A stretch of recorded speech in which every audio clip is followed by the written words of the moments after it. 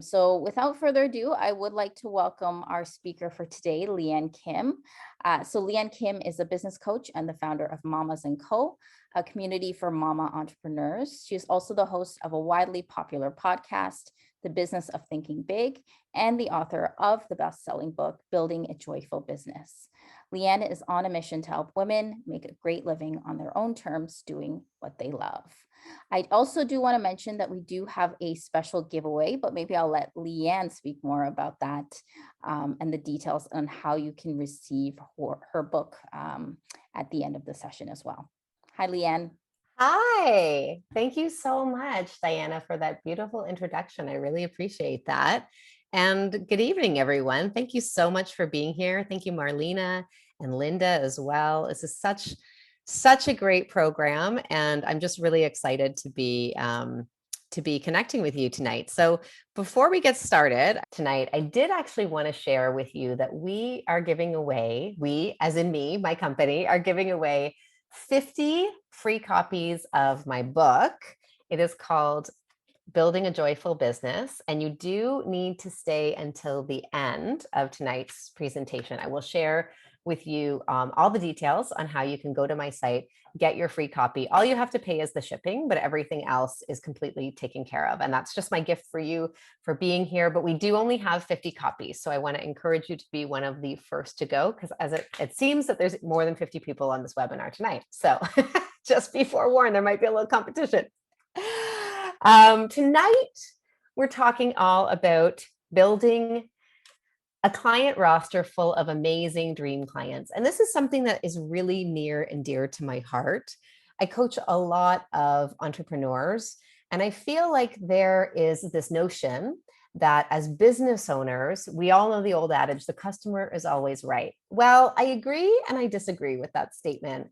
And I also have seen far too many business owners, particularly women, who become basically sort of servants to their customers. And I talk about this actually at length in my book. There's a chapter all about joyful customers. And I talk about a scenario where essentially we are allowing our customers to call all the shots, and therefore they no longer become dream customers. They can actually become nightmares if we're not careful. I also think there's this sense that, you kind of get what you get when it comes to your clients. You sort of put stuff out there and people will come. Well, as I'm going to show you tonight, that couldn't be further from the truth. In fact, there's lots of little and big things that you can do and you really should be doing to help you attract your dream clients to you. So please understand that everything I do is very intentional, and it's designed to help you create better, stronger businesses. So that is what we're going to talk about tonight. I'm very, when it comes to my approach, I talk a lot about mindset, but I'm also extremely strategic. So if you are so inclined, I encourage you to take notes today. If you have like a notepad and pen handy, I encourage that, because it's not unusual for people to tell me they've left a workshop of mine with 3 or 4 pages of notes. So I'm sure something I share with you tonight is going to inspire you to build a stronger, better business with more dream clients. But my guess is you'll probably leave with a little bit more than that as well. Okay, so before we continue, I would, first of all, love to just know a little bit more about you. And here's where I'm going to put on my glasses. If you want to tell me in the chat, if you are a business owner, I'd love to know what kind of business you have. That would be super helpful for me, because it's important to me that I share examples and stories that are relevant to you here. Okay, a zero waste grocery store. That's amazing. Tell me who else, anyone else that's on the call. If you are on with us live, you don't have to unmute yourself. You can just start in the chat. Okay, looking to start a copywriting business. Amazing. Starting an e-trike touring company. That is so cool, Jeff. That is so cool. Accounting practice for social entrepreneurs. Small brewery. Wow. Group drumming facilitator. Wow. Lots of very interesting businesses here. Affordable car rental and food catering business, legal service business, healthcare. Okay, wow. WeWatch. Oh, amazing. I met someone from WeWatch last night, actually, at an event that I was at, WeWatch Oakville. Live music. Okay. All right. Okay. So we've got a bit of everything. And I really do hope that what I share with you tonight will apply no matter where you're in. Beverage processing, book subscription box. Oh, amazing. We should definitely talk because, I have a pretty amazing book. Maybe we want to collaborate. Okay. That's wonderful to hear. So I love hearing what you do. And now tell me in the chat, tell me how long you've been in business. If your business is operational, tell me how many months or how many years you have been doing this. Because again, the more I know about you, the more I can make this about you, because that's the whole point. And while you're doing that, I will tell you that I am about to celebrate my 7th year in business coming up this November. I actually had a couple businesses before that. But this particular business, my community and my coaching has been about 7 years. So, okay, 9 months, 3 years, 2+ is that 2+ years, 11 months. Okay. 7 years. Wow. So we've got some newbies and some more seasoned entrepreneurs in this group. Amazing. Just started. Sonia, congratulations. That's amazing. I remember those early days very well. And honestly, you are going to learn so much this year. It's going to blow your mind. 3 years. Okay. Congratulations. That is amazing. I love seeing when businesses have been around for a couple of years at least, because that tells me that they have figured out something very powerful. They've figured out how to essentially match what they are amazing at with a deep demand in the consumer market. And that's how you know you have a good business. Oftentimes I see people wanting to start a business because it's something that they're passionate about, but it's not necessarily something where there's demand. And again, I don't believe in just sort of demand from anyone. I really do believe in this idea of dream client. So I'm going to get to that in just a minute. But before I do, I'll tell you a little bit about myself. So I'm Leanne Kim, as Diana so nicely mentioned already. I'm a wife and mother first. These are my kids. This is Julia and Alex. They are 9 and 7.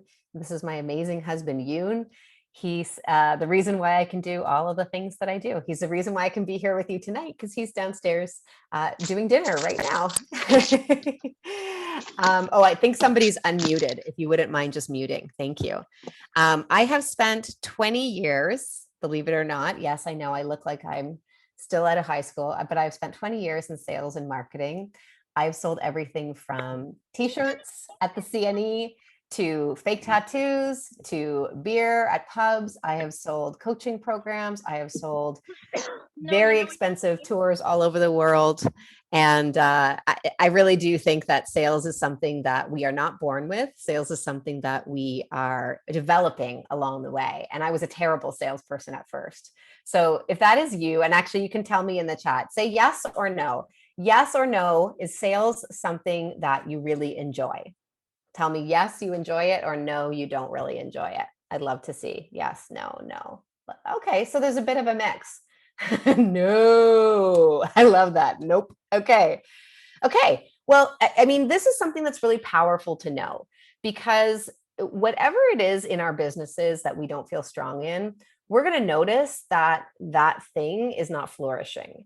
Typically, whenever there's an area in our business, whether it's sales, marketing, finances, if we feel like we don't like that thing, that's going to persist. And that feeling is actually going to grow, and it's going to take over your business if you're not careful. So I'm a prime example of someone who started sales in my 20s with no sales experience. I really didn't know what I was doing at all. And I was terrible at it. So much so that I got fired from my first sales job ever. And since that time, I had multiple opportunities to learn and grow and get better at it. And I've now been doing it for 20+ years. So believe you me, sales is a skill like everything else. And if you feel like you're not strong in it, you're definitely going to want to stay watching tonight. It is a skill that can be learned, just like riding a bike or learning to read or write. It's a skill that you can learn. I founded my company, Mamas & Co. in 2014. I had just had these two little munchkins. They're 22 months apart. And I was headed back to a day job that I didn't love anymore. And at the time, I had this little side hustle business. And I wanted to see if there were any other mamas in my neighborhood that also had their own businesses and wanted to get together for a glass of wine every now and then to talk about life and business. And what started as a little local meetup group has now flourished to a membership with we've had over thousands of women in the community in the last 7 years and counting. I am also the host of a podcast called The Business of Thinking Big. If you like strategy podcasts, if you like mindset podcasts, then you are definitely going to love this one. So definitely find me on Apple Podcast app or wherever you listen to podcasts and subscribe, please. That would be so great, especially if you like my talk tonight. I guess I should have probably mentioned in this bio, I am a best-selling business book author, actually.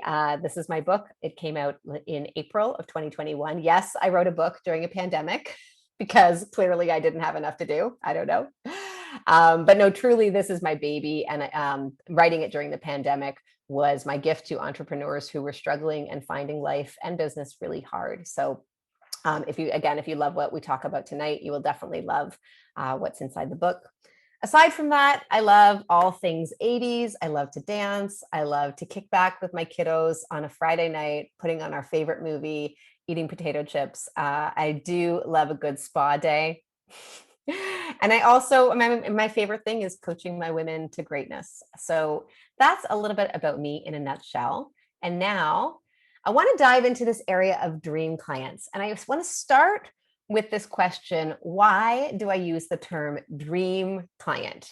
Because you hear other people talking about things like your customer avatar or your ideal client, your ICA. And to be honest, none of those terms really resonated with me until I heard somebody once say the word dream client. And I thought, well, that's a little different. And I thought about it. I thought about this word ideal. And I thought, well, let's take the example of looking for a life partner. When you are looking for Mr. or Ms. Right, you are not looking for someone who is an ideal mate, right? You're not like, oh, I hope I meet the man who's kind of okay. You're like, and in my case, I waited a long time. I hope I meet the man of my dreams, right?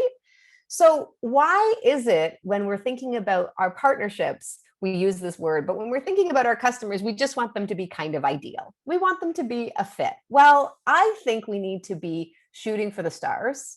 I think we need to be asking for more. And I encourage you to think about this idea of your clients as being the dream fit for you. And here's the thing: not all customers are going to be a dream. There, in fact, have probably been quite a few customers that you have served along your journey that were just not a fit. And believe it or not, that's as important to know. What you're not looking for in a client is as important to know as what you are looking to attract in a client.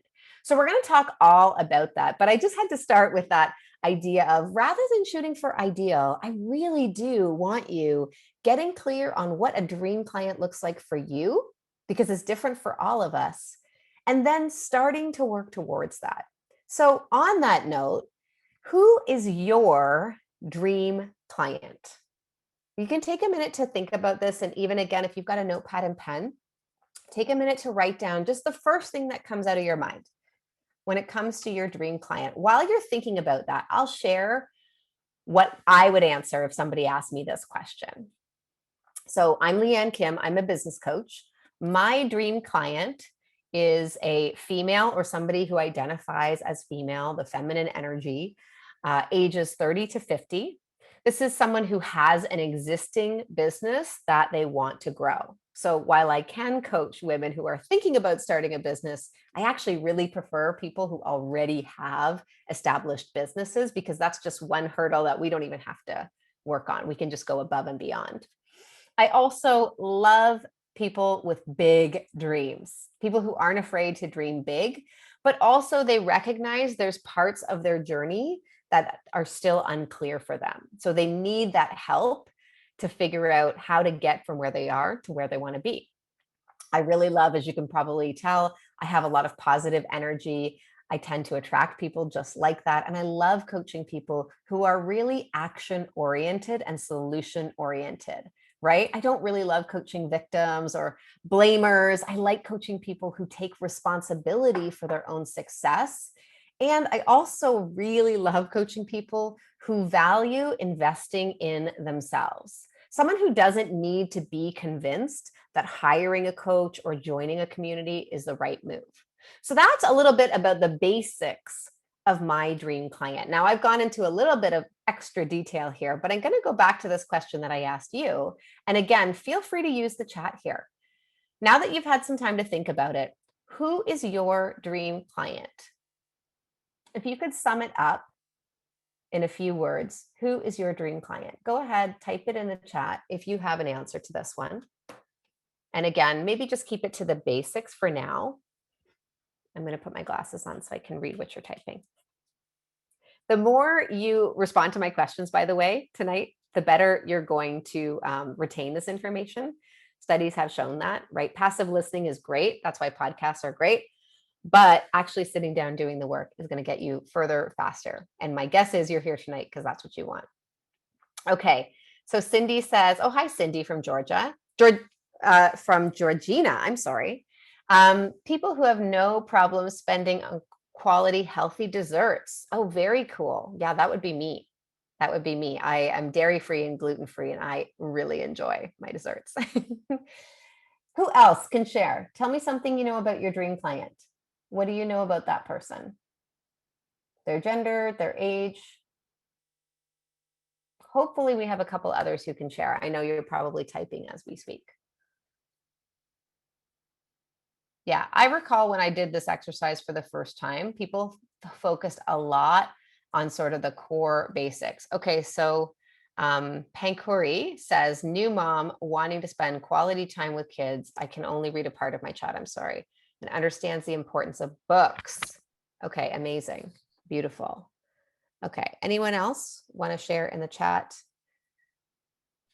I was just going to say too, okay, so Cindy says both men and women who want delicious desserts without the guilt. Oh yeah, I love that. Love that. Okay. When I first started doing exercises like this in my very early days of entrepreneurship, I noticed that people focused very heavily on sort of what I would consider to be very basic information.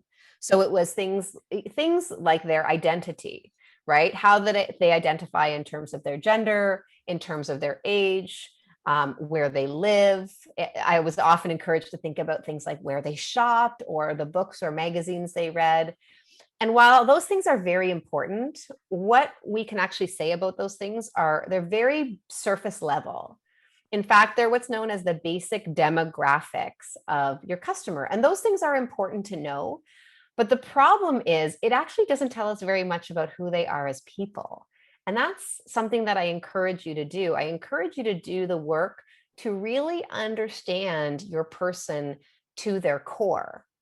And this goes back to, some basic human needs, right? The needs that we know, the 6 basic human needs. So we know people crave certainty. We know people crave contribution, feeling like they matter, feeling that they're loved, all of those things. But most people don't walk around talking about that, right? Here's what I need. Hi, this is me, and here's what I need. So we focus on these demographics, but sometimes we can focus too much on that.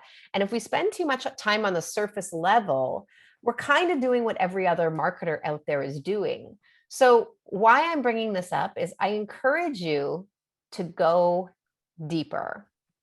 You want to do a little digging here when it comes to your dream client.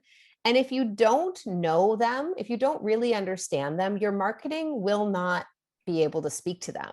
And we see this all the time in marketing, don't we? You have all seen those terrible commercials where it's like, I don't know, the personal injury lawyers or the used car salesman, where they're just kind of shouting at you and they're just saying the same thing over and over. You need us and we're here to help. That's a great example of when marketing falls flat because they're focusing solely on the surface characteristics or the surface problem, right? But there's a reason why those commercials, those ads make us cringe. They're not very effective because they're not actually speaking to the deeper personal needs of their person, right? They're just shouting basic facts at you. So to become a really great marketer, and here's something interesting, not only was I terrible at sales in the beginning, but for the first several years of my entrepreneurial journey, I told myself I was a bad marketer. Oh, I don't get marketing. It's too complex, especially online marketing. That's not me. I don't know how to do that. That feels too advanced. And so again, whatever you resist persists and grows and gets worse. And so I committed to learning about marketing, and everything that I share with you tonight is a lot of it is stuff that I've learned just in the past handful of years alone. So I'm going to show you tonight how you can go deeper the kinds of things that you really need to know about your dream client in order for your marketing to be effective so that it can attract those people to you and your business. Okay, I'm just going to also encourage you all to stay on mute because I can just hear a little bit of background noise, and then sometimes that turns into dogs barking and babies crying. So thank you for doing that. Okay, I want to share with you this concept of the problem gap. This is something that once I finally understood this, it just unlocked something really powerful for me. So think about your person that you serve in your business, right? If you want to just spend some time thinking about your dream client, there's this gap between where they are now and where they want to be. And I will say some of the foundations that I'm sharing tonight are made a little bit more effective when they're being applied to service-based businesses. Sometimes it's not as easy for me, I'll be honest, to speak to product-based businesses when it comes to this stuff, because there's a lot of products out there that actually aren't serving a true human need. But then there are some that are. And that's the ones that I love to focus on. So if you think about, a classic problem gap. So let's say it's an elderly gentleman who lives alone. His grass is growing up to his eyeballs and he can't take care of it himself. What does he need to do? He needs to hire someone. So if we look at his problem gap, we have the where he is now. Where he is now is that his weeds are growing past his eyeballs. His neighbors can't stand it. It's annoying everyone around him. It's got to get managed somehow. That's the problem. It's persisting and it's affecting his quality of life. He can't go outside. He can't walk on his grass. His neighbors don't like him. Where he wants to be instead is he wants to wake up in the morning, walk into his living room, look out his window and say, look at my beautiful lawn, right? So we have the where we are now, which is usually like the depths of despair. It's like the place that is not attractive or appealing. And then on the other side of that, we have the where we want to be instead. So if you take people that I serve, typically what I see is when they come to a discovery call with me, they'll say things like, my business just isn't where I want it to be. I feel like a hamster in the wheel. I feel like I'm just constantly running all the time. And I'm trying all these different things, but there's no real strategy and my business revenue isn't growing. I just feel like I could be doing more. I feel like I could be working smarter, not harder, is a big one that I hear a lot. And then I'll ask them the question, okay, so that's what's happening now. But if I could wave my magic wand and give you the life and the business of your dreams, what would that look like? I want you to write that question down, actually, because that's a kick-ass question. Hope it's okay that I said that. It's an amazing question to ask in a discovery call. If you are a service-based business, if you are a coach, consultant, the magic wand question. If I could wave a magic wand and give you the blank of your dreams, so fill in the scenario that you help with of your dreams, what would that look like for you? And inevitably, I'll hear things like, well, I guess I would just have more time to do the things I love. I wouldn't be trying all these different things, feeling so panicked all the time. I'd really get to work on the things that I'm really good at. And the business would be running much more smoothly. We'd be making more money. I'd be paying myself more than I'm making.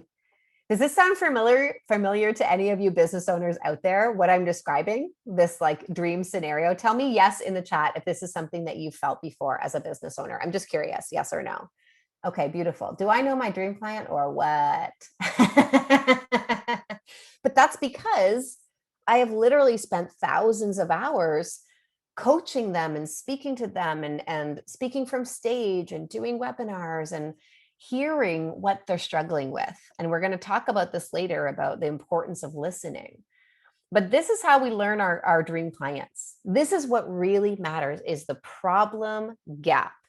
And again, there needs to be kind of a big difference between where they are now, that's dark and gloomy and unwanted, and that like dream scenario where they want to be. And what you'll notice is there's a big gap in between.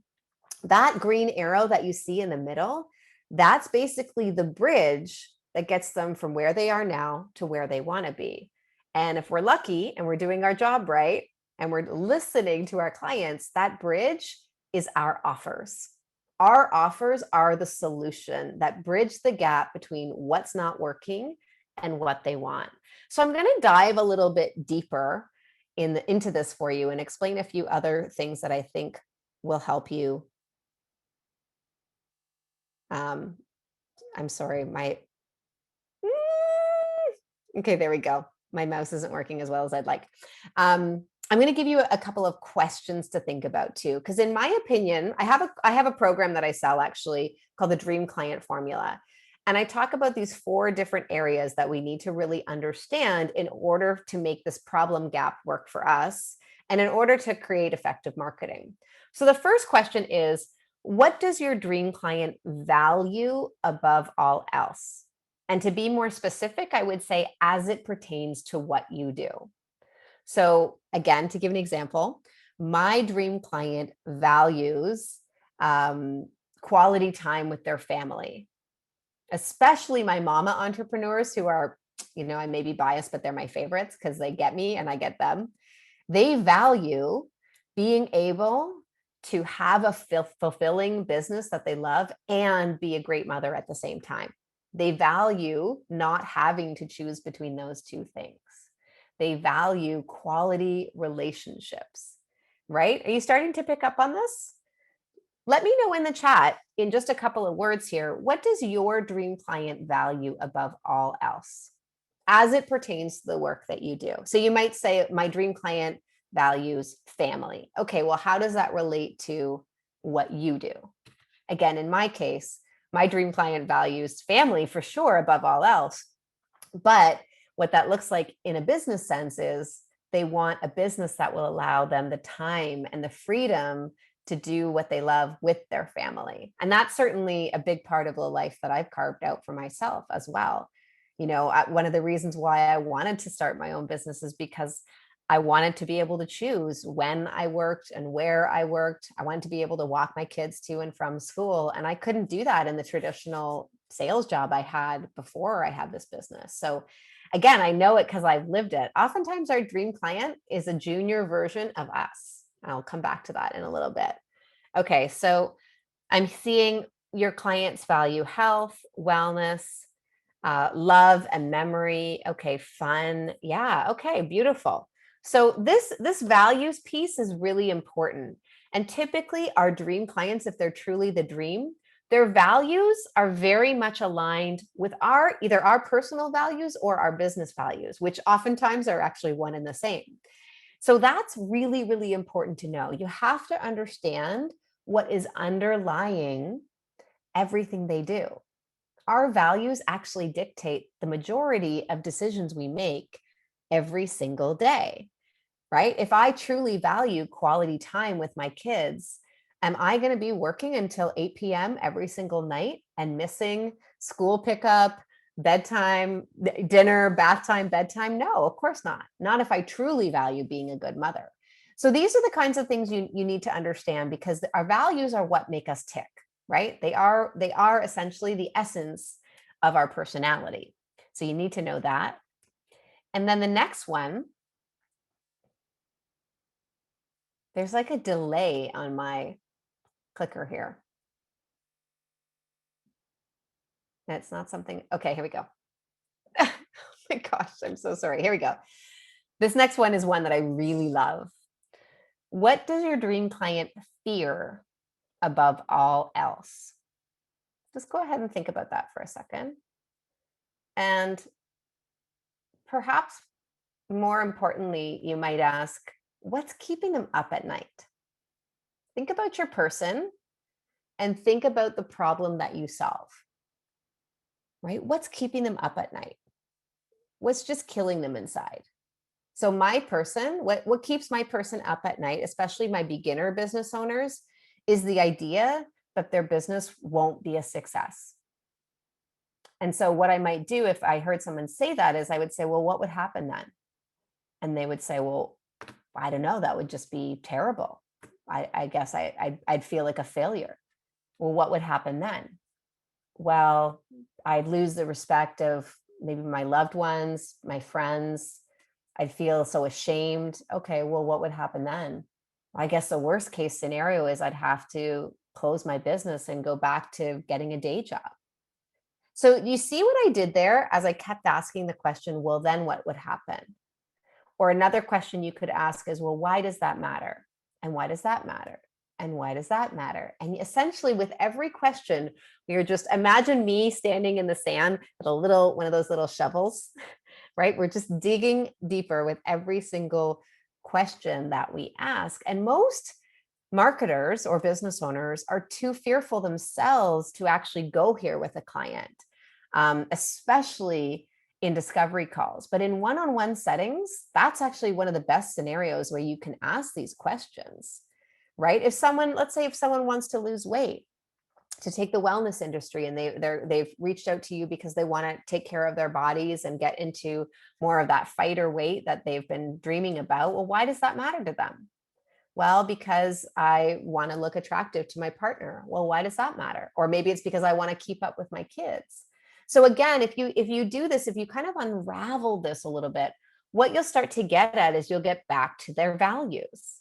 You'll come back to that question of what really matters to you. And to understand their fear is not so we can play on their emotions, it's so that we can speak to their emotions. It's so that we can make a genuine connection, right? If I'm speaking to a client for, I don't know, 3 minutes at a cocktail party, I'm not going to get there. But if I'm bringing them into longer conversations, I'm really asking careful questions and I'm listening, I'm going to learn so much about my person so that when it comes to all the things I'm doing to attract them, things like my podcast, things like my social media, my email content, what's on my website, all of that stuff is informed or should be informed by what we're talking about here, right? It's what really matters to your person. So I'll ask you to think about this as well. And again, you can type this in the chat. The more examples, the better. What does your dream client fear above all else when it comes to the situation that your product or service helps with, right? So in my case, business coaching, my person fears losing their business. My person feels losing respect, failing, having to go get a day job. Worst case scenario, I might have to go back and get a day job, right? I won't have made it. What does your person fear when it comes to the area that you serve in? Yeah. Yeah. Okay. So illness. Great. Beautiful. So someone's fearing illness. So why is that fearful to them? If we were to take that a little bit deeper, they don't fear getting sick. They probably fear what might be coming after that. It's important to start to really unravel that. Yeah, death, right? They fear death. They fear dying. They might be fearing dying young. Why that matters is they might be leaving behind people that need them, that rely on them, right? They'll be leaving their family alone. This is some pretty heavy stuff, I recognize, but everyone's business is a little bit different. And I think it's important to ask these questions, right? If you don't know what's keeping your client up at night, then how can your product or service start to solve that problem, right? Think about that problem gap. We got to know what the problem is until, in order for us to put together an offer that solves that problem. Okay. I want to move on from here and I want to move to thinking about that problem gap. What does your client crave more than anything? Think about it. What does your client crave more than anything? Your dream client. And I love this word crave because I just think it really is like, it evokes that really strong emotion of desire, right? There's the stuff that we kind of need every day, but then there's the stuff that we deeply want for ourselves as human beings. So I think about the example of healthy desserts. I'm going to use that. That's a great example because human beings don't need healthy desserts, but they might be craving health. If that's the solution, healthy desserts, what are they craving? Well, I can tell you as someone who is gluten-free and dairy-free, what I am craving is the feeling that I get to enjoy my life just like everybody else, right? And a healthy gluten-free and dairy-free dessert would let me do that. It would make me feel normal. It would make me feel like I did before I had these problems. It would take me back to my childhood where birthday parties were special. And do you see what I'm getting at, right? What I don't crave is I don't crave a healthy dessert. I crave the way that healthy dessert makes me feel. Write that down. People don't crave the thing that you're selling. They crave the way the thing that you're selling makes them feel. In fact, there's an old sales expression. People don't buy things. They buy the things, they buy the way the things make them feel. People are investing in feelings. So this is why we have to get in touch with the craving side. Again, it's that what's not working in my life. Usually that's the stuff that they fear. They fear that they'll stay there. What are they craving instead? Well, that's the utopian version, right? That's the dream scenario or the magic wand scenario. So how do you find this out? You talk to more people. You ask them these questions. You ask them that great magic wand question that I served that up for you. When I ask my dream clients this, they'll say things like, well, I crave having more time, more freedom. I crave having the money that I think I should be earning in this business. A lot of times they'll say things like, I crave my old salary that I used to have in my day job, and I want to be making that in my business here. But then we dig deeper. What it often boils down to is feelings of respect, right? My partner respects me because I'm earning a good living. I'm contributing to my family. Or my kids look up to me because I'm doing something I love. I'm making an impact on the world with this business. So tell me in the chat, what does your dream client crave more than anything? If you could put it in one word, one or two words, I'll give you, because sometimes it's like a hyphen situation. What does your dream client crave more than anything? If I had to put mine in one word, I would probably use the hyphenated word time freedom. My people crave freedom, autonomy over their time. What does your dream client crave? Cuddles, sugar, sweetness, regaining their youth. Okay, cool. Regaining their youth. Okay, I like that as an example, Jeff, but I'm going to say, I don't know that they walk around saying, I want to regain my youth. I think they might say something more like, I want to have more energy, right? They crave energy. They crave vitality, right? They crave the feeling that they had when they were young. But I don't know that most people would actually want to go back to their youth, to be honest with you. And I don't know that your product solves that. It probably gives them a feeling that is similar to that. But this is why it's so important to hear what they say, because I see this a lot. Oftentimes, and I'm not suggesting you're doing this, but oftentimes I'll see people will project on to others what they think that person craves or what they think that person wants. I see this a lot when people are in the first year of business. I'll ask my clients, okay, well, what do your dream clients want? And they'll say things and I'm like, I guarantee your person didn't use that expression. So I literally mean when I say, what do they crave? What is coming out of their mouth when you talk to them? What are those words? The number of times I've heard women say, I crave, I want to stop feeling like I'm on the hamster wheel. This is not an expression I made up.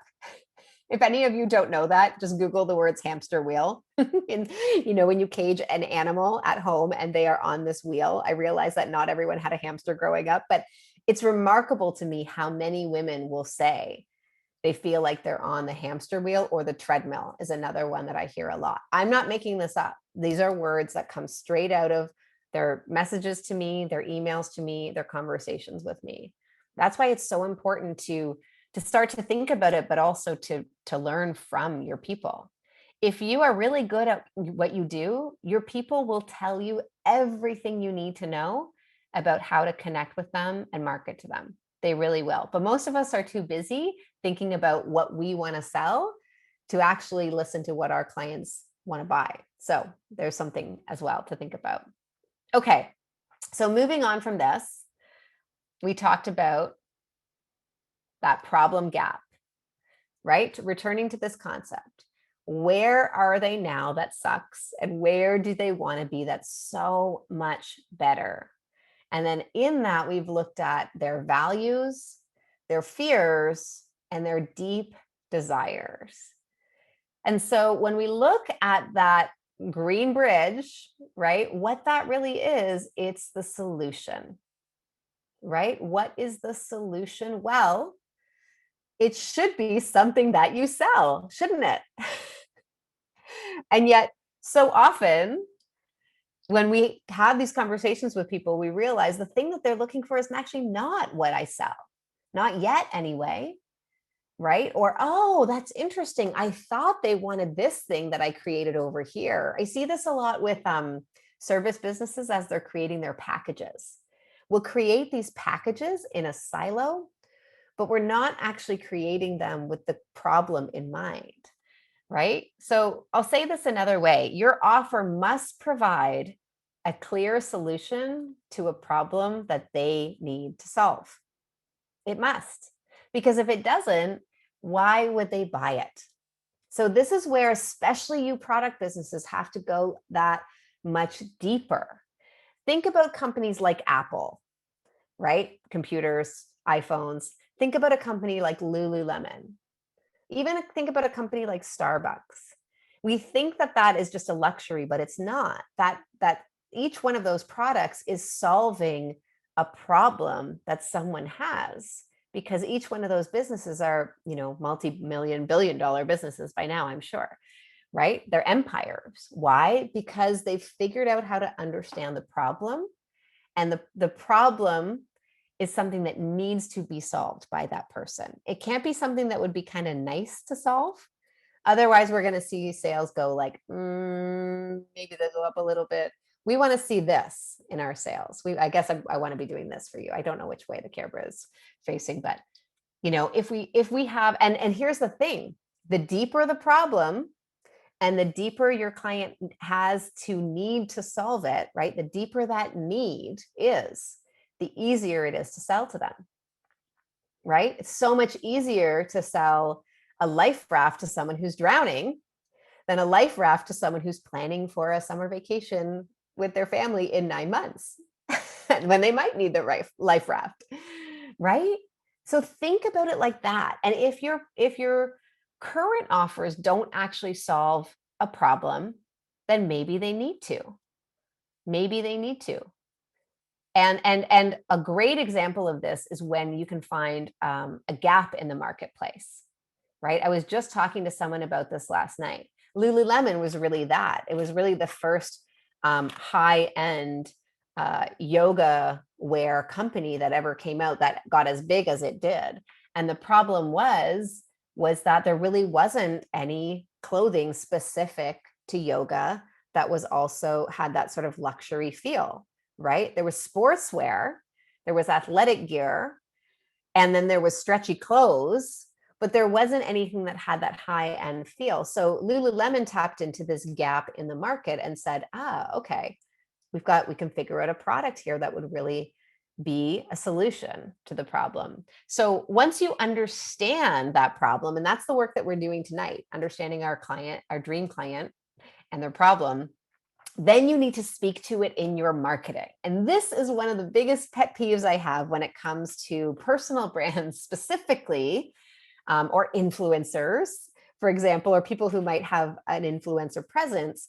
A lot of times there's social media. It's fun, it's entertaining, it's eye-catching, but it's not actually talking about the problem, because it's a lot easier to post fun and silly videos, or let's just say inspirational quotes, than it is to actually get to the heart of someone's problem. Because now when you're doing that, it requires you being vulnerable. It requires you going to a deeper, more emotionally driven place. And not everyone wants to do that in their marketing, right? And not every company has to go extremely deep in your marketing. But if you can do that, if you can speak to their deep, dark secrets and problems that they're not even talking about to their best friends, but you know that problem and you can talk about how you can solve it, then you've got, the makings of extremely successful business on your hands. So you've got to understand the problem, and then you have to have the courage to step up and speak to it. And again, speak to it in a few different ways. That's really the art of messaging. When we look at the concept of marketing, right? Marketing is getting people to know that your product exists. Sales is getting those people who know it exists to actually buy it. But messaging is helping to influence your customer to want to buy it. And that's such an art. Shout out to my copywriter who's online tonight. It's such an art.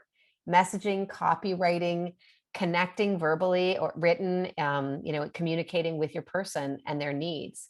And there's so many different angles that you can take in your marketing, but typically you'll notice this now that I've said this. Go and look at any business that you follow online. Social media is a great way to look at this. You'll notice that sometimes people just have a tendency to say the same things over and over again. Well, that's only going to resonate with the person that cares about that approach. So when I look at something like, I'll take, for example, I have a live and in-person conference for mama entrepreneurs happening next Friday, October 29th. It's called MamaCon.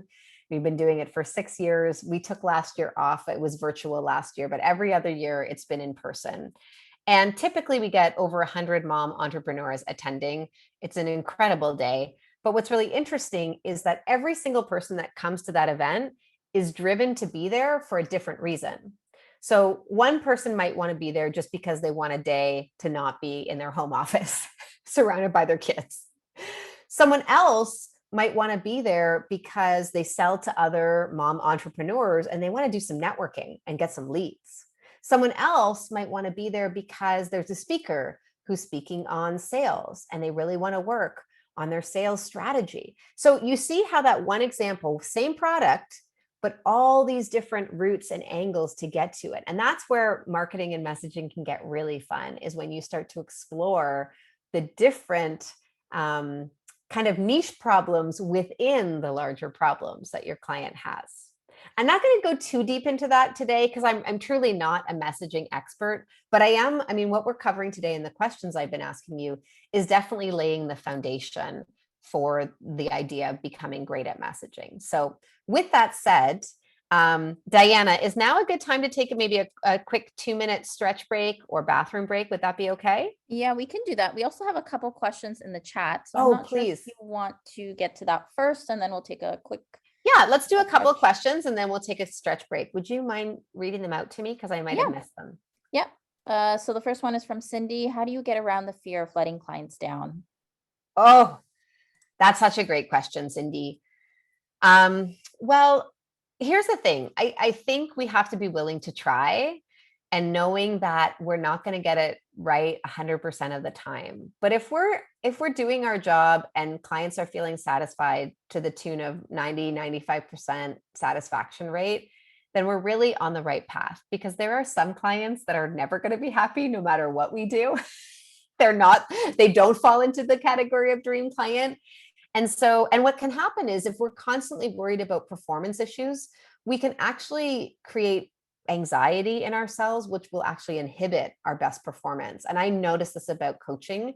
When I'm coaching someone who's at an this is sort of early days, when I was coaching someone at higher levels and I had a fear of not being able to serve them, my coaching stank. And I ended up fulfilling that self-fulfilling prophecy. So this is as much mindset as it is anything else. If you have had proof of concept, meaning you have successfully served a paying client, then you can do this. And the whole point is, the more clients you serve, the more confidence you build up, the less you'll actually worry about that. After serving now thousands of women, I don't fear that I'm a bad coach. I actually know that I'm a great coach for the right person. So if you're doing what we talk about tonight and you're using this concept to attract dream clients only, then you're going to be just fine. And as you'll hear later, your dream clients don't want you to be anything else but exactly what you are, right? They're not looking for something else. If they were, they'd buy from someone else. If they're coming to you, it's because something you're doing is serving them. So trust in that. And I always say, nobody ever made great decisions coming from a place of fear. So I hope that helps, Cindy. Great question. He also has a follow-up to that. How do we deal with clients letting us down? Oh, Well, I feel like I'm going to touch on that a little bit in the latter half of the presentation when we talk about what we're looking for in clients. But I will say I'm not opposed to, um, I think when you know what you're looking for, and again, we'll talk about that.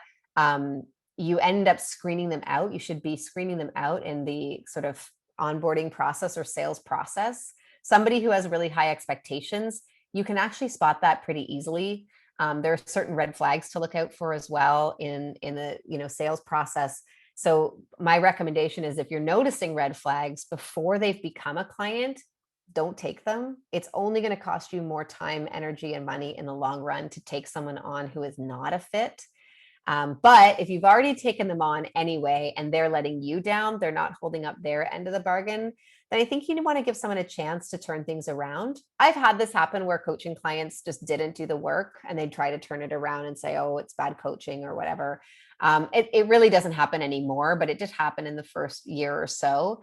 And I think, having frank discussions with people, open, honest conversations in real time where you can shed a light on the issue, get to the root of it, is really critical. And if still after that, you're not seeing a change, then I think you need to pick up a copy of my book at the end of tonight's session and read the section on how to gently and kindly fire a client, because there have been times where that is what's necessary, unfortunately. And I hope it doesn't happen to you too often, but those are my thoughts. Great questions again.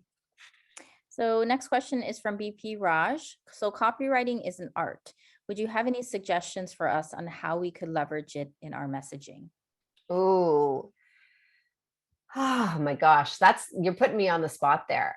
Well, I think what you're really saying when you say copywriting is an art is copywriting is not something that everyone can do, right? And actually, it's kind of like coaching.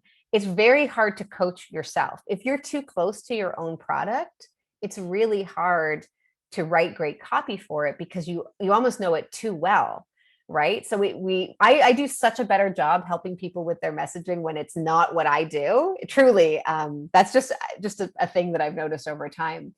So I think helping people understand, examples of bad copy and good copy, understanding why they would want to invest in this, that it isn't something, not only is it something that most people don't know how to do, it's also something that they shouldn't do at a certain level, because you want to keep yourself in the zone of genius as a CEO, right?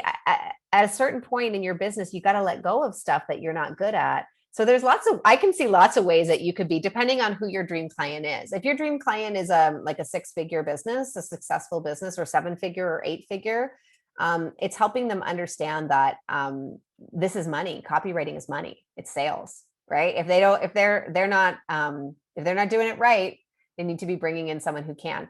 But then the challenge becomes, how do you prove yourself in those first, that first engagement, making sure that they see, we put out that ad with the new copy, we got X number more leads, we got X number more sales. It's helping them track that, actually. And so something that might work well for you is case studies. Not only client testimonials, we worked with these guys and they were amazing, and this is what we were able to do, but more deeply than that is detailed case studies. What are all of the differences that companies have seen as a result of hiring you? And anything that speaks to more leads, more qualified leads, more sales, easier sales, faster sales, higher sales, like all of those things, that's what business owners want. So how do you show them your copywriting will lead to that, right? It's not just about entertaining customers and making them smile. It's about, or making them understand the product. It's about the dollars and cents for a lot of business owners. So you have to be willing to speak to that. And case studies or testimonials is a great way to do that. Okay. So I want to walk you through the customer journey as I see it, because I think that sometimes we forget that it's not instantaneous that someone comes across our work and wants to hire us. And I would say this is more so the case with larger services, more expensive offers, coaching packages in the thousands of dollars. It's not like someone will just buy instantaneously. And I did mention I used to sell luxury travel.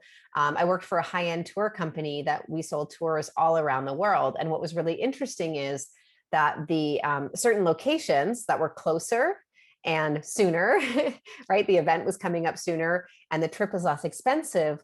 We would see sales happen within a matter of 2 or 3 days versus families that would come to us to say plan an epic trip around the world to Australia and China from Canada or the United States, where the trip is longer, more expensive, and further away. It actually took them longer to make that purchase decision. Isn't that interesting?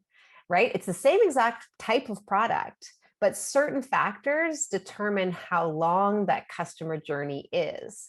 And I'll walk you through the customer journey as I see it. So essentially, if you think about your business here being in the center of the universe, you're surrounded by this huge universe that's made up of strangers, right? A ton of people, most of whom, 99.999% of whom, do not know your business exists or do not necessarily know that you exist yet, right? That's the key, yet. And exceptions from that would be, massive global enterprises, obviously, like the ones we talked about, like Apple, Disney, things like that. But there are a lot of amazing small and medium-sized businesses that only serve a small, tiny percentage of the population. So for the most part, your business is surrounded by people who don't know you exist yet, but they could be using your services. So what happens is that person, those people need to move somehow from not knowing you at all to knowing you exist, right? But that's not the end of the journey just because they know you exist. That's just the beginning of the journey, in fact. They go from being a stranger to a follower or a stranger to what we would call like sort of a greater audience member. And what this looks like is they've somehow picked up on your content. Maybe it was an ad, maybe it was, a piece of evergreen content like a blog or a podcast. Now, all of a sudden, they know who you are. Now, all of a sudden, they kind of like who you are and they're kind of paying attention, right? They're watching your stuff. They're seeing what else you're going to serve them up. And actually, I was at this, as I said, networking event last night. And I had a woman who I didn't know come up to me and she said, "You don't know me, but I've been following you for a while and I find your stuff so inspiring." And to me, that is pretty cool. Even though this woman has been following me for what she said, a couple of years, she's never spent a dime with me and she's still getting great value from what I'm putting out in the world. I mean, that to me is pretty darn amazing. So don't discount people along the way to becoming a customer or client, right? People have to jump through quite a few hoops to actually getting there. So they need to go from being a complete stranger to a follower, right? They're aware of what you do. They're aware of who you are. Then they need to go from being a follower to being a lead. And how that happens is essentially they indicate some level of interest to you. So that might be a first inquiry email that comes to you through your website. That might be a phone call. Again, if you're more modern, doing more on social, you might be getting a DM from someone saying, "Hey, I heard about you. I'm interested in potentially working together," right? Leads come in all different shapes and sizes and all different modalities. But we don't have to respond differently just because the leads are coming from different sources or using different mechanisms to get to us. In fact, the more we can streamline our processes once we get a new lead, the more we can have a very streamlined approach to turning that lead into a client. So to use my business as an example, this happens all the time. People will message me on Facebook, or they'll send me a DM in Instagram, or they'll send me an email, or they might, pick up the phone. They might ask a friend to introduce them. There are a number of different ways that people will find me. They don't all become clients, but what they do is they're all encouraged to take the next same step. So in my case, if someone's thinking about working with me in a coaching capacity, no matter how they come at me, my first step that I encourage them to take is to book a discovery conversation with me. And that's because I really want to understand who this person is, what their business is, what their goals are. I can find some of that out before a conversation, But one of my greatest gifts is my ability to have meaningful conversations with people and build relationships. And just because someone might not be a fit to work with me right now doesn't mean they're not worth the time to invest in. This is something I see beginner salespeople really get frustrated at and give up at. All of these stages of interaction, from stranger to follower to lead to client, every step of the way, we're bringing them a little bit closer and a little bit closer and a little bit closer till eventually they want to buy. And the goal is that we don't kick them out and send them back the other way. And I see this a lot where people will have an interested party in a phone conversation and they're ready to buy, a phone conversation or a Zoom call. They're ready to buy, and that person will go, well, great. Let me email you some more information. But that person has already moved all the way down the bullseye, right to the heart of the conversation. They're ready to become a customer. And yet we do this all the time. We push people away. And especially in this day and age where things are moving so fast and everything is automated, I can tell you, if you're doing that, you're doing your potential clients a massive disservice. Anywhere where you can be bringing them closer is good. Anytime where you're pushing them further away is not good, and it's not likely to grow your business in the way that you want.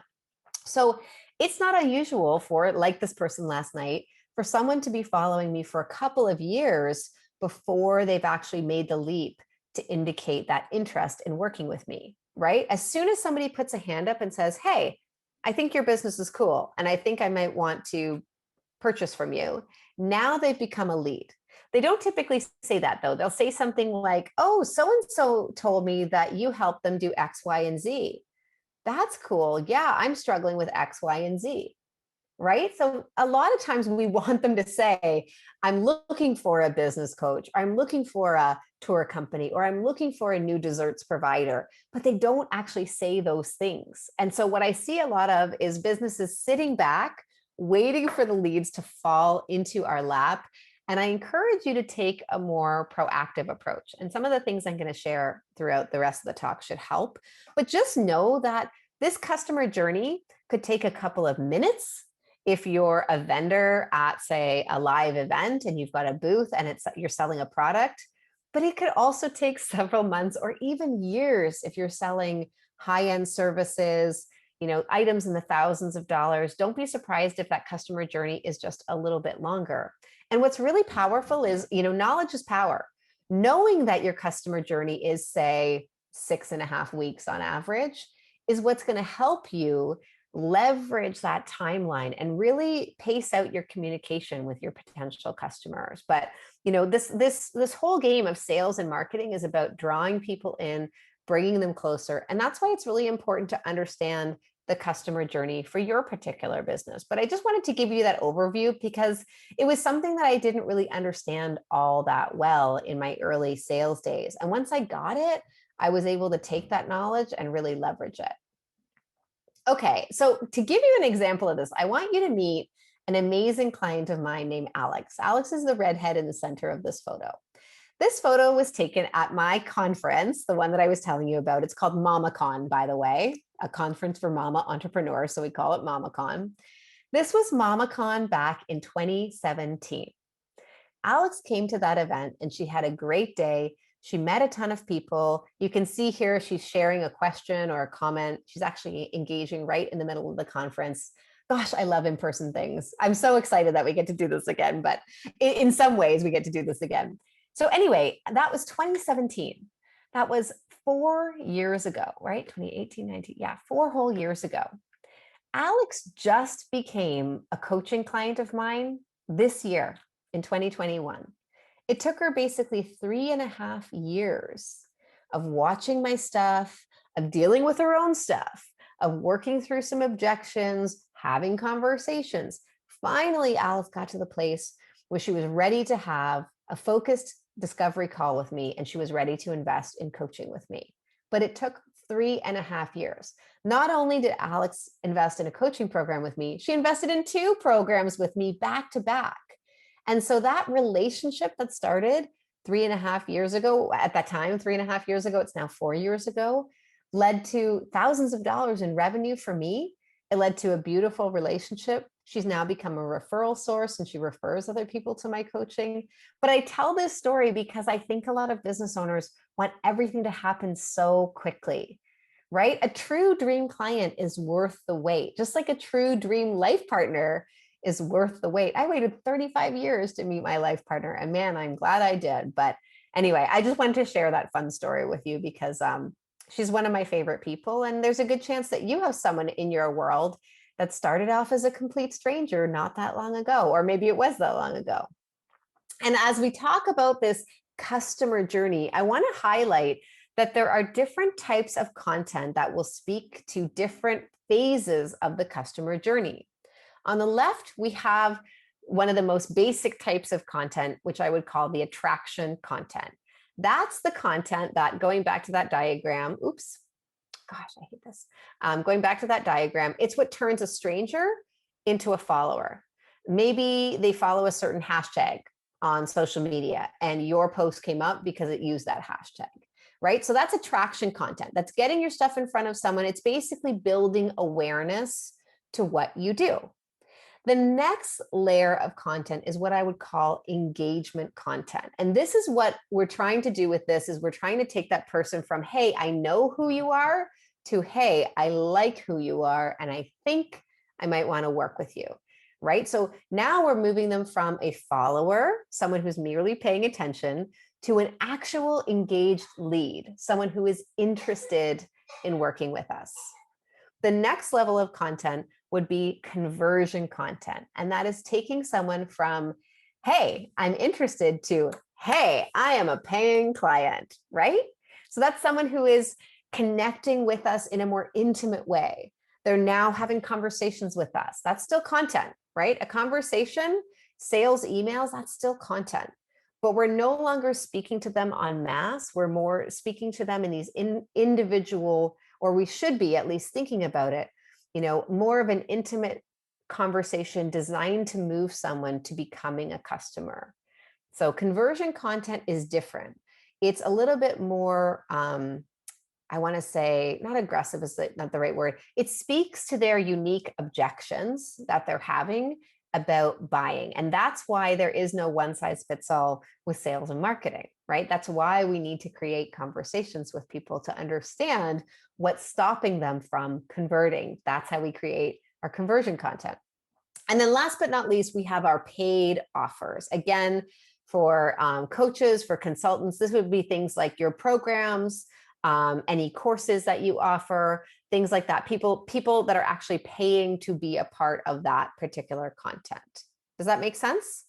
So attraction content meant to bring them into your world, engagement content meant to bring them a little closer, conversion content meant to turn them into a customer, and then paid offers meant to serve those customers. Those are just sort of an example when we think about marketing to our dream client.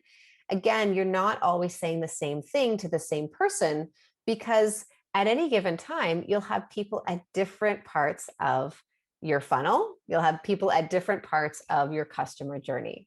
Does that make sense? Okay, beautiful. All right, I want to move on here to, I know today is about attracting your dream customers, but at the same time, I'd be doing you a disservice if I didn't speak a little to selling to your dream clients.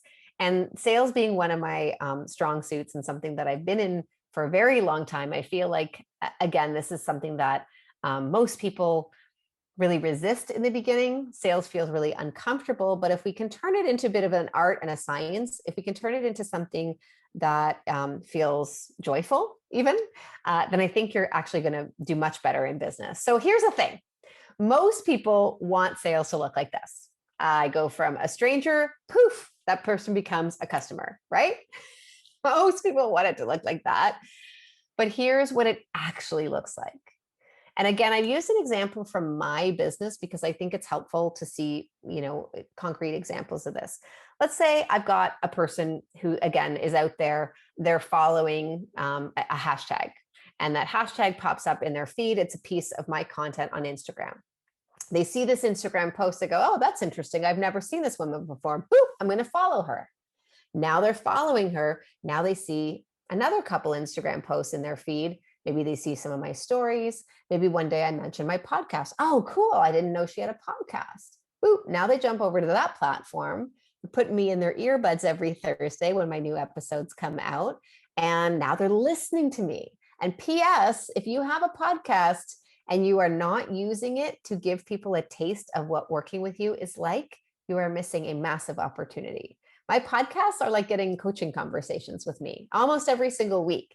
And so I am literally giving them a taste of what working with me is like. And therefore, they want more.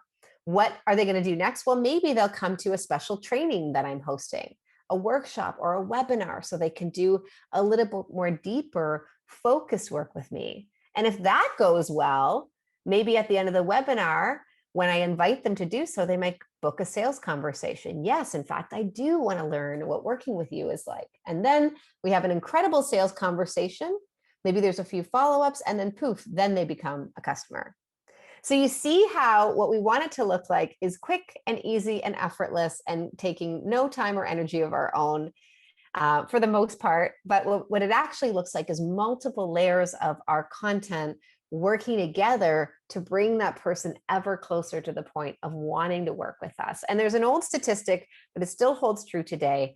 They say that it takes 7 to 9 touch points for someone to make a purchase decision. I would actually argue it's probably more like 12 to 15 touch points. So that's why people get frustrated when all of a sudden, they're putting out content, it's not getting answered. They're like, but I already did this. Well, you have to remember that your people need to see your stuff regularly. That's why consistency matters a lot when it comes to content, social media, blogging. If you're a video content person, if you're a podcaster, it's not the stuff we do once in a while that makes the difference. It's the stuff that we do every week, every day, without fail, that brings people in and ever closer to our world. So that's a little bit of what it actually looks like. And just before you move on, sorry That's if I okay. scared you. So we have a question in the chat about touch points. Oh yeah. So Cindy is wondering, what is a touch point? Oh, that's so great. Okay, so I'm going to distinguish this by there are active touch points and then there are passive touch points. A passive touch point would be the en masse marketing that you're doing. So that would be social media. That would be if you're doing email marketing through like a CRM or email software provider, anything basically that you create at once and it serves everyone. That's a passive touch point. An active touch point is the one-on-one stuff that really is like a lot harder to automate. So that would be personal emails to people, personal reach outs or DMs, phone conversations, Zoom conversations.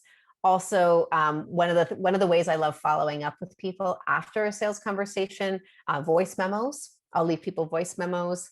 I'll also shoot people little mini videos. I use a tool called BombBomb, BOMB. You can shoot little little videos directly to a person. So you can personalize it and say, hi, Joanne, it was so great talking to you last week. I wanted to check in with you. And you can send that directly to their inbox. So active touch points, passive touch points, it really depends the industry you're in and how long you've been in business.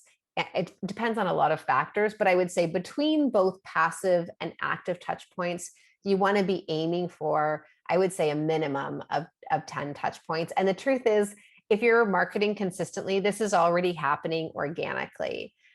So, there isn't one specific number that fits everybody, but that's the idea is there's different types of touch points. If you can automate some of your touch points through your marketing, through your social media, then you won't have to do as many individual touch points. But if you have no marketing and people are just coming straight to a sales conversation, don't be surprised if you have to do more of that active touch points.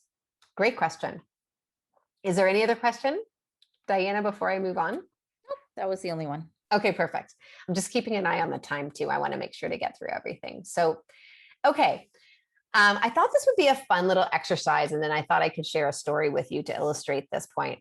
I want you to think about a recent sales experience you've had. And I think this is going to be more effective if you think about something that happened that involved a conversation. So not an email per se, not email marketing or social media or someone who sold to you, via something that was extremely automated, but an actual sales experience. Something that you've purchased in the last 6 months that you can actually remember connecting with a salesperson. Can you think of an example of that? Okay.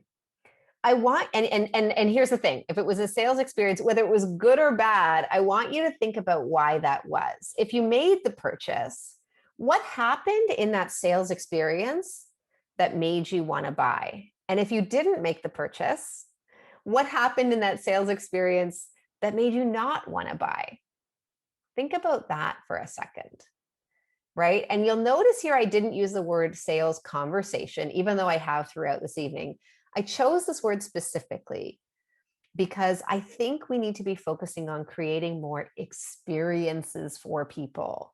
Nobody wants to be treated like a one size fits all. In fact, I'll often say, oh, I'm coming to you because I spoke to another coach and it just felt like everything she did was very cookie cutter. It felt like there was nothing personal to me, right? So if you're hearing that, then how can you do things differently in your processes to give people a true, unique, and personalized experience? Think about this for a second. And when you think about this last sales experience you've had, whether you purchased or not, why did that happen? What was said? What was done? What was that person's energy like? What were they, how were they engaging you? And I want to actually, while you're thinking about this for yourself, I want to share a little story with you about a recent purchase that me and my family made. So this is what you're looking at is something called a swim spa. It is like a double length hot tub that actually has a current in it that if you're a swimmer, you can actually swim against the current. So it's kind of like a treadmill, but for swimmers. And so I was interested in exploring the idea of this. I had heard about this, and during COVID, I'm not a super professional swimmer or anything, but swimming is one of my favorite things to help me feel at my best. And during COVID, I wasn't able to do it at all because all the pools were closed. And I live in Toronto and you don't swim outside for half the year. So I heard about these swim spas and we went to this store. It was called Bona Vista Pools in Toronto, if you're curious. And so I rang them up and I said, I'm interested in learning a bit more about a swim spa.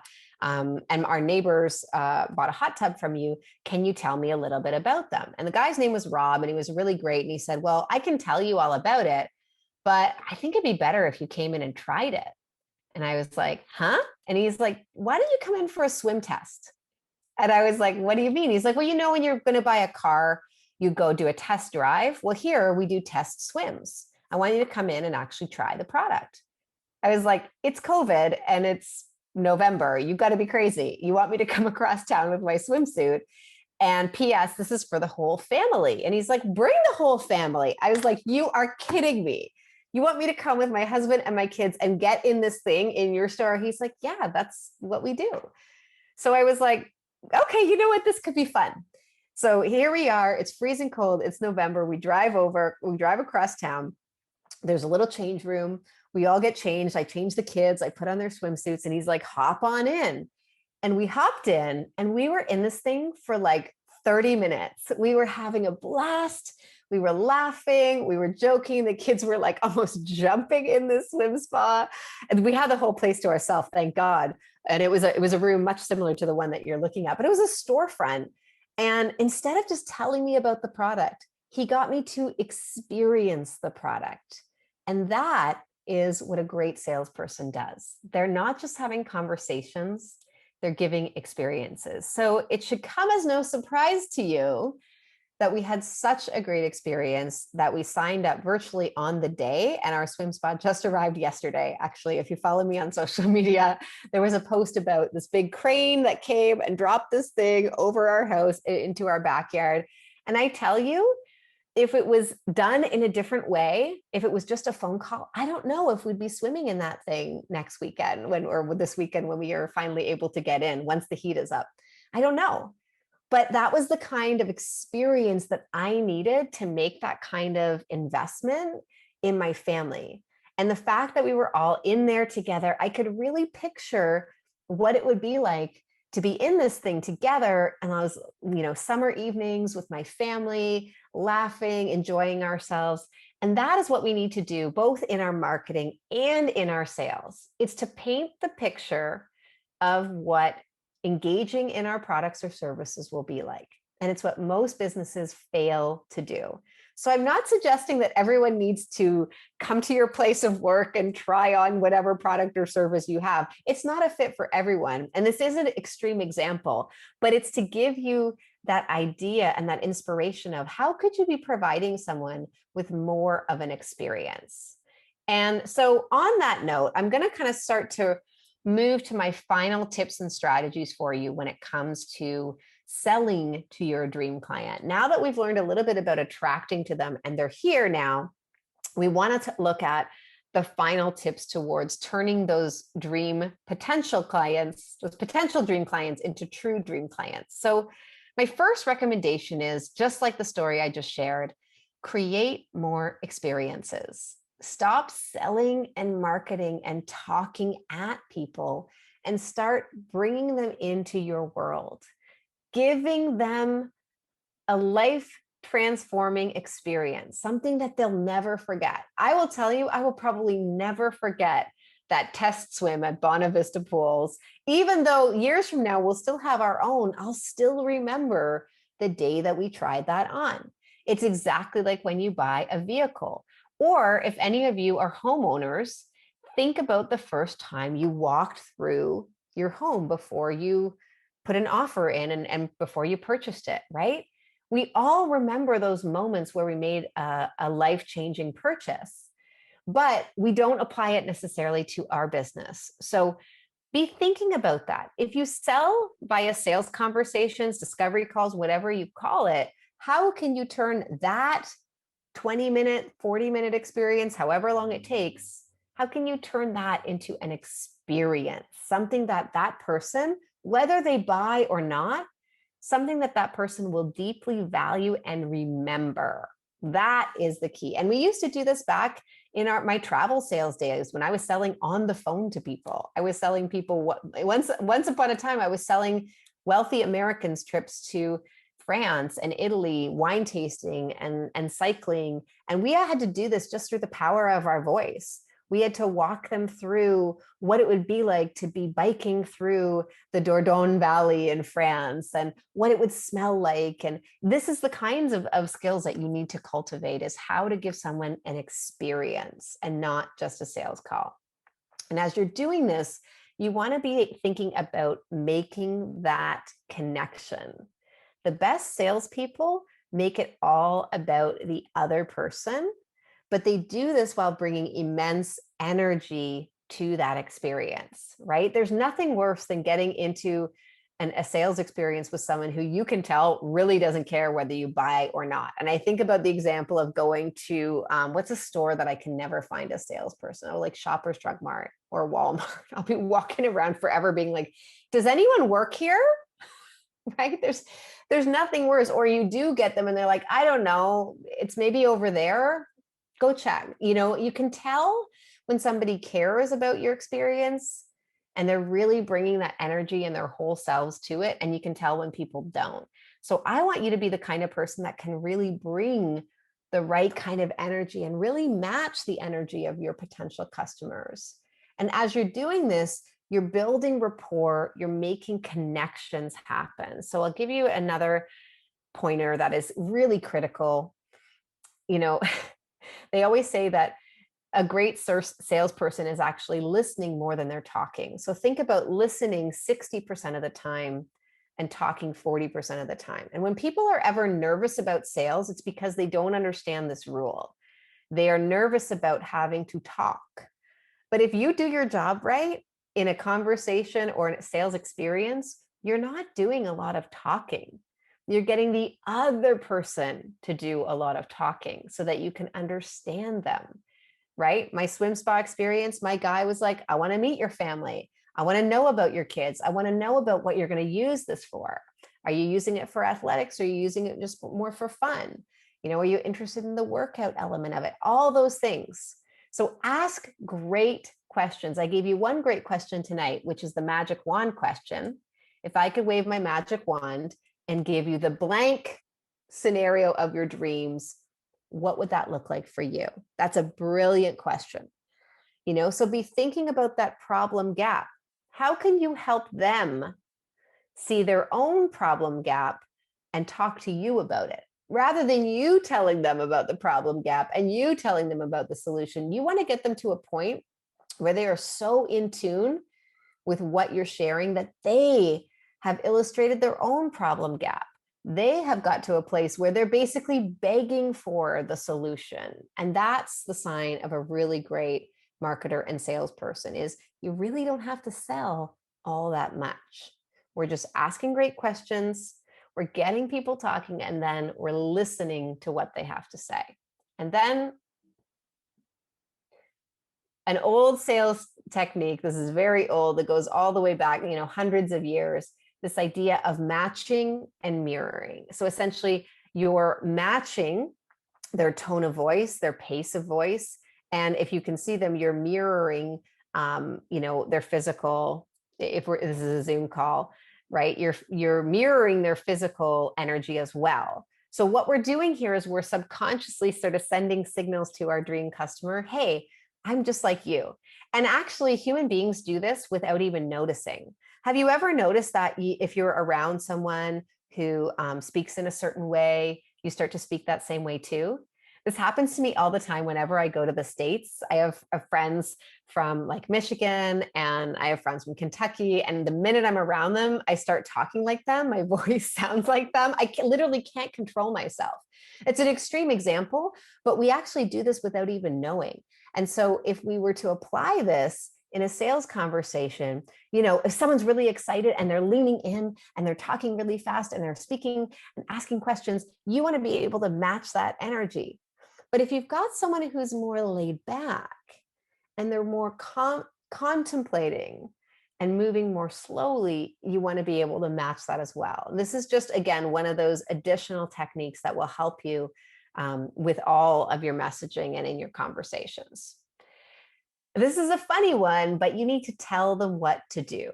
There's nothing worse than a sales conversation where someone presents me with a menu of the different options to work with them.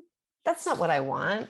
I don't want to come that close and be so close to a purchase decision only to be told that I still have to go and find out what I'm supposed to do next. So in my case, when people come and find me, if somebody is a beginner or they have a lower budget to work with, then they're probably a fit for my annual membership community, Mamas & Co. Right? So for $500 for the year, they can spend time learning with me, learning with my top people. They can get access to an accountability program where they're meeting with a small group every single month. They can get access to weekly business coaching live inside the Facebook group, right? That's that offer for that person. If I know that person has a lower budget and they are a beginner, I'm not going to sell them on a $20,000 coaching package. Why? Because it wouldn't be a fit. So I'm not going to say, oh, here's my menu, my gold, silver, bronze. Go ahead and you pick the one that you want to do. No, a good salesperson tells that person what to do. So after speaking to you, I can see that you're really a perfect fit for option A. And I want to walk you through it. And then I want to answer any questions that you have. Tell them what to buy. Your people are literally waiting for you to tell them what they need to do to work with you. And so often we get them to this point in the conversation and then either we chicken out or we're not clear and the whole thing just kind of fizzles. So once you've done all this work, you're marketing to them, you've got your content, you're bringing them closer, you've got them in a conversation or an experience, all this buildup, and you don't want to lose that momentum.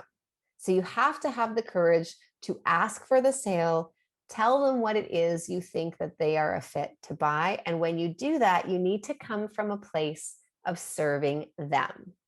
If you are coming from a place of your needs being met, either financially or otherwise, people can smell that a mile away. If you seem at all nervous or desperate when talking about your offer, or especially when talking about the price, that is a red flag for customers and they're going to run for the hills. But when you come from the place of understanding that person's problem and deeply wanting to serve them, wanting to truly help them live a better life, then what you'll find is your sales becomes all that much easier, right? And you don't take it personally if somebody says it's not a fit, because you've come from that place of knowing that your goal is to help them. And that will shine through in your communications with them as well. So those are some final pointers. And one thing I wanted to share with you as we close out here is my universal dream client checklist. Again, in a few moments, you're all going to get an opportunity to get a free copy of my book. That's me holding my book. And in it, on page, what did I say? It's behind the screen. I can't see it. 79, 70, page 73, something there. You'll be able to find this universal dream client checklist. And essentially, I established this because I had a lot of people getting to a place where they couldn't understand what they were doing wrong. So I said, we got to know the red flags to look out for. And as we're doing that, we got to know what we actually want instead of those red flags. So I'll walk you through the universal dream client checklist. And at the same time, I'll talk about the red flags to avoid. So number one, you are too amazing to work with jerks. Okay, so whoever is interested in working with you should be behaving in a kind and respectful manner. Honestly, life is too short. If you are getting any sense that someone is rude or disrespectful or worst case abusive, run for the hills. That is not a client you want or need. Trust me, it will save you money in the long run to not work with that person. That's just my golden rule number one. If they don't respect what I do, if they're being unkind to myself, to my team, or to other people, if they're gossipy, I want nothing to do with them. A dream client asks pertinent questions, right? So meaning they understand what I do and they want to know more. But if someone has a million questions and they're kind of irrelevant, or I've already addressed them, it tells me they're not listening, which tells me they don't really value what I do. Or it might tell me that my marketing is off if they have a million questions. But a good dream client actually shows up wanting to know more. So don't see that as a negative. They show up to any conversations or meetings on time and prepared. There's nothing worse than someone showing up to a sales conversation and they're 5 minutes late and they're flustered and all over the place. I can tell right away that person's going to be a nightmare to work with. And so usually I will politely give them a short version of my discovery call. And 9 times out of 10, it's not a fit. Anyone who doesn't respect your time is not going to be a dream client. Also, anyone who isn't over the moon excited to work with you, they should love what you're all about. They should love and totally be picking up what you're putting down and can't wait to get started. And if you're getting the vibe that someone is just not that into you, then most likely they're not going to be a dream client. This next one is really key, that the dream client understands and really values what you do, right? They're not confused by it. They're not trying to get you to convince them it's a good investment. They already value it. So to go back to the copywriter example, they shouldn't need a lot of convincing. They should understand that this is something. Now, they might need a little bit of educating, and that's fine. But if someone really doesn't value what you do, there's really no amount of convincing that's going to get them to dream client status. Here's another one, someone who respects my terms and procedures and policies. If someone is trying to negotiate your package, this could be they're trying to negotiate your price, or they're trying to negotiate your hours or your availability or your accessibility. Again, this is likely someone who doesn't have a respect for how you do things. And you really want to cultivate that right from the get-go. Remember, how people behave in the sales process is exactly how they're going to behave once they become a client of yours, only probably worse. So be looking out for these red flags. Be making sure that you can print off a checklist like this. You're going to get the slides, and you can literally go through and check off that your people have all of these things. I would not be working with someone who doesn't have all of these things. And last but not least, there's actually more when you read the book. There's a few others that I didn't include tonight, but for tonight's purposes, this person is someone who is willing and able to fulfill their duties as client, right? They're not putting all the onus on you to get it done. They understand that they play a part in the results that they want to achieve, and they're prepared to do that. So that is my quickie universal client checklist. And I want you thinking about that because every dream client for every business is slightly different. We go back to what they fear, what they value, and what they crave. That's going to be different for every single business. But this universal dream client checklist does not change. This is universal no matter what the business type, no matter how long you've been in business. You really want to be looking for people who are prepared to meet this criteria, right? You get to be a part of that discussion and you get to choose who you do business with. This is really important to me. Far too often I see business owners playing the victim. Oh, well, I've got crappy clients, or, oh, I don't know why. Jerks always find me. Or here's another one. My clients just never seem to respect my time. Well, remember that when you're in a conversation with someone, you are choosing them as much as they are choosing you. Don't make it all about their choice. They are not 100% driving the bus. And this is one of the reasons why I still prefer sales conversations with people. I want to see if this person is worthy of working with me as much as I'm worthy of serving them. It's a partnership, and we really do need to be more mindful about who we choose to do business with. And hopefully some of the things I shared will help. So I'm a big believer that the universe likes speed and likes action. So I want to ask of you, I'm going to open it up to final questions in a moment. What's one thing you could do that would help you apply something you've learned from tonight to either your marketing or your sales? What's something that you could do in the next 24 hours that would help you put your learning tonight into action? Maybe it's that you want to go and revise your copy on your website so you're attracting more of that dream client. Or maybe it's that you realize you're not creating enough sales conversations or experiences and you want to revisit that portion. Every one of you, I want you to tell me in the chat, what's one small thing that you could do that would help you take what you've learned, apply it to your business, and create more leads and sales as a result? I guarantee that every single one of you could do one tiny thing.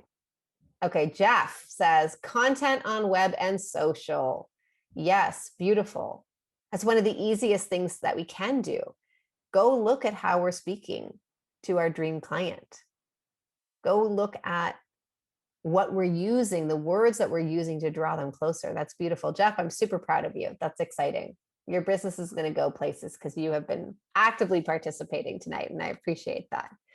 For the rest of you, what's one small thing that you could do in the next 24 hours? Because the universe likes speed. It really does. And that's how you're going to take tonight's learnings and apply them and get the most out of it. Cindy says, complete the website and continue to blog. Beautiful. And Cindy, when I was blogging, which I did for 2 years, I really liked batch blogging. So I would sit down on a quiet day and I would crank out 3 or 4 blogs all in one day because I'd really get in the content mindset and they would just flow so much more beautifully. So I recommend that. Linda says, review the content on her site. Annabella says, join a writing program. Okay, amazing. Beautiful. Revamp the website. Okay, so a lot of you were thinking about written content, web content. I love this. I love this. It's beautiful. So as promised, I want to give you a tool that will absolutely help you do this. And that tool is, I'm just going to do this so that I can copy and type in the chat. That tool is a free copy of my book. It is a full business book. It's not an ebook. It's not a tiny guide. It's a true book. If you read it from start to finish, I've had people say they were able to read it in a weekend. There are individual coaching questions at the end of every chapter. And you can actually go to my site. You can print those questions off and download them. There's prompts to do so in the book. But when you do that, what you're essentially doing is you're getting like a business coaching session with moi. So I highly recommend that you do the coaching portions. You answer the questions in the book. And it really does walk you through from start to finish, everything on how what you need to do to build a business joyfully. So it talks about the money side of your business, how to make that more joyful, the client side, how to look at your role within the business and what you should be focusing on. There really is so much in here. I really think this book can change a lot of lives. So if you go to leannekim.com/book, I will type that in the chat. Oh, there we go. Diana's on it. Amazing. On it. That is the link. You will need to click on a single copy because there's a few different bundles. Choose a single copy and then use the code ELLA, ELLA. What you'll find is the book price is completely removed and you'll just need to pay the $5.95 Canadian for shipping. And we just needed to keep that in because we do need to obviously pay for shipping. And my goal is if you're within Canada in the United States, you should get it within a couple weeks. If you are beyond North America, I apologize, but shipping is out of our control at this moment and it could take longer. But we'll definitely see the orders in. We have 50 free copies to give away, don't forget. So whether you're doing this live or you're watching the replay, go and try. And if you're amongst the first 50, you will get your copy sent to you for free. And if you're not amongst the first 50, then I hope you'll consider purchasing a copy. But I hope that there is enough copies for everyone who wants one. And I just want to say, again, thank you so much for having me. If there are any final questions, now would be a great time to ask. And I'll just leave this on the screen if you don't mind. Any final questions, Diana? Give everyone a few seconds because I know some people maybe typing it in, maybe trying to get their free books as well. I was going to say they're all getting their books, which is great, And while you're doing that, I will tell you, yes, the hat that I am wearing tonight is the same hat from the cover of the book. It's my signature hat. I don't know if you're wondering that, but oh, you got yours. Amazing. Oh, I'm so glad. Beautiful. I'm so glad. I hope you enjoy it. So I will say to everyone, thank you again for joining us. Thank you for joining us each and every week. I do encourage you to check out our Yspace website, check out Ella as well, which is linked, and do check out the Markham Small Business Center for all of the programs and services that they offer. Have a good night, everyone, and hope to see you again next week. Take care. Bye.